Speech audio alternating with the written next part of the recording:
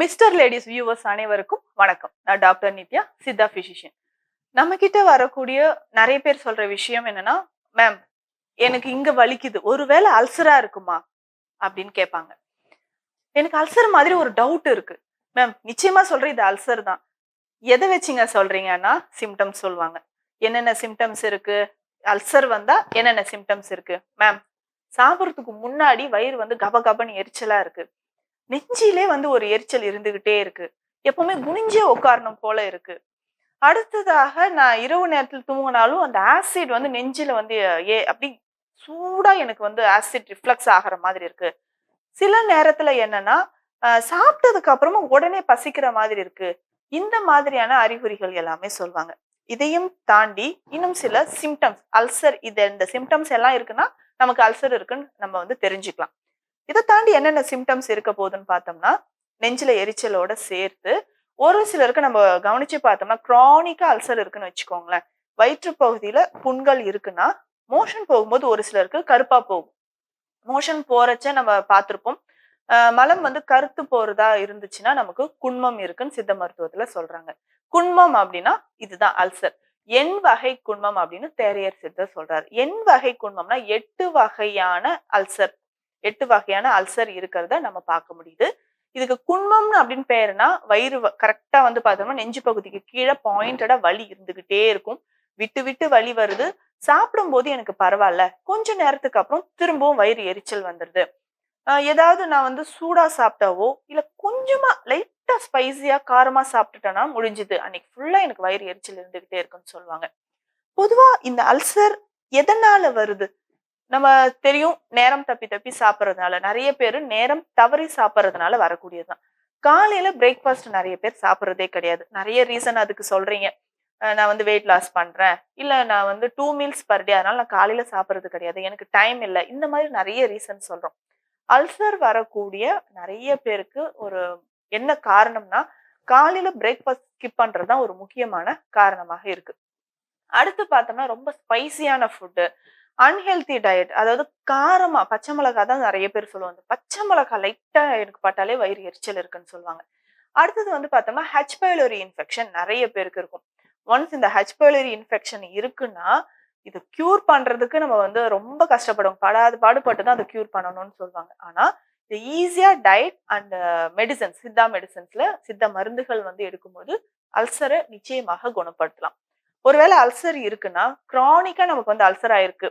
ரொம்ப நாளா அல்சர் இருக்குன்னா என்னன்னா, பெர்ஃபரேஷன் அப்படின்ற ஒரு கண்டிஷன் வரும். நம்ம வயித்துக்கு உள்ள இருக்கக்கூடிய மியூக்கஸ் லேயர ஃபர்ஸ்ட் அரிக்க ஆரம்பிச்சு, 2ண்ட் லேயர், 3ர்ட் லேயர் வரைக்கும் அரிச்சு, அது ஓட்டைகள் விழ ஆரம்பிச்சுரும் வயிற்று பகுதியில. ஒருவேளை இந்த மாரி ஓட்டைகள் விழுதுன்னா, பிளட் உள்ள லீக் ஆயிட்டு, அப்பதான் நமக்கு என்ன ஆகுதுன்னா, மலம் கருத்து போறதல். நமக்கு ஆ பிளட் நமக்கு ஸ்டூல்ஸ்ல கலந்து வரும்பொழுது தான், கருமை நிறத்துல மலம் வெளியேறத நம்ம பார்க்க முடியும். இத நிச்சயமாக குணப்படுத்தும். இல்ல விட்டுட்டோம்னா கிரானிக்கா அல்சர் இருக்குன்னா, அது கேன்சராக மாறுவதற்கு நெறைய வாய்ப்புகள் இருக்கு. ரொம்ப ரொம்ப கவனமாக இத ஃபர்ஸ்ட் ஆரம்பத்திலேயே இத நம்ம கியூர் பண்ணணும். சரி, இப்போ எனக்கு அல்சர் இருக்குன்னா, எந்த மாதிரியான உணவுகள் டெய்லி நான் மாத்திரைகள் சாப்பிடணுமா? வேண்டவே வேண்டாம். காலையில எந்திரிச்ச உடனே நான் என்ன பண்றேன்னா, கொஞ்சம் ஒரு 200ல இருந்து 300 எம்எல் அளவுக்கு மோர் குடிக்கணும். மோர் காலையில குடிக்கும்போது இதுல என்னென்ன சேர்க்கணும் அப்படின்னா, கொஞ்சம் கொத்தமல்லி இலைகள், இதனோட 2 அல்லது 3 சிட்டிகை அளவு ஏலக்காய் பொடி சேர்த்துக்கணும். ஏலக்காய் பொடி சேர்த்து நல்லா கலந்து அந்த எம்ப்டி ஸ்டொமக்ல அந்த மோர் காலையில குடிக்கணும். இல்லன்னா நீர் ஆகாரம். இது 2த்துலயுமே பார்த்தோம்னா ப்ரோபயோட்டிக்ஸ் நெறைய இருக்கு. ப்ரோபயோட்டிக்ஸ் காலையில எம்ப்டி ஸ்டொமக்ல எடுக்கும்போது தான் ஆசிட் நமக்கு வயித்துல நெறைய செக்ரீட் ஆயிருந்து நைட் ஃபுல்லா நம்ம சாப்பிடாம படுத்துட்டு இருக்கோம். கிட்டத்தட்ட ஒரு நியர்லி 10 to 12 ஹவர்ஸ் நம்ம சாப்பிடாம இருக்கும். இந்த நேரத்துல காலையில ஆசிட் இருக்கும். அந்த வயித்துல ஆசிட் இருக்கும்போது, இந்த ப்ரோபயோட்டிக்ஸ் இருக்கக்கூடிய இந்த மோரோ, இல்ல நீர் ஆகாரமோ எடுக்கும்போது, நமக்கு உள்ள இருக்கக்கூடிய மியூக்கஸ் லேயர்ல இருக்கக்கூடிய புண்கள் எல்லாமே ஆற ஆரம்பிக்கும். அடுத்து எக்ஸலென்ட்டா நம்ம பண்ணக்கூடிய இன்னொரு விஷயம் என்னன்னா, நம்ம சொன்ன மாதிரி இந்த ஸ்பைசி ஃபுட்ஸ் காரமா இருக்கக்கூடியது, அதிகமான புளி இருக்கக்கூடிய உணவுகள் இது எல்லாமே அவாய்ட் பண்ணிட்டு, எடுக்கக்கூடிய ஃபுட் எப்படி இருக்கணும்? நம்ம ஒரு நாளைக்கு ஒரு வேளையாவது தேங்காய் பால் உணவில் சேர்த்துக்கணும். அதாவது எடுக்கக்கூடிய உணவுகள் வயிற்று பகுதியில் இருக்கக்கூடிய புண்களை ஆற்றக்கூடிய மாதிரி.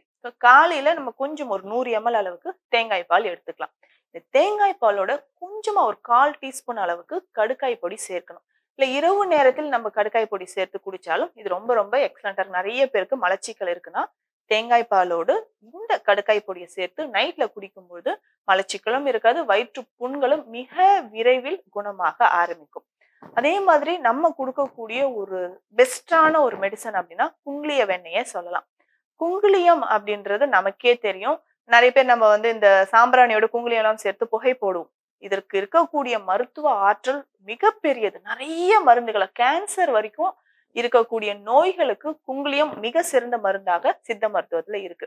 இதுல நம்ம பயன்படுத்தக்கூடிய குங்குலிய பருப்பமோ, குங்குலிய வெண்ணெய் அப்படின்னு சொல்ற இந்த மருந்தும் அல்சர் ரொம்ப நாளா இருக்கு. எப்பேர்ப்பட்ட அல்சரா இருக்கு. எனக்கு வந்து குறையவே இல்ல அப்படின்னு சொல்றவங்களுக்கு பெப்டிக் அல்சர் இருக்கு, இல்ல டியோடினல் அல்சர் இருக்கு, ஹெச் பைலோரி இன்ஃபெக்ஷன் இருக்கு.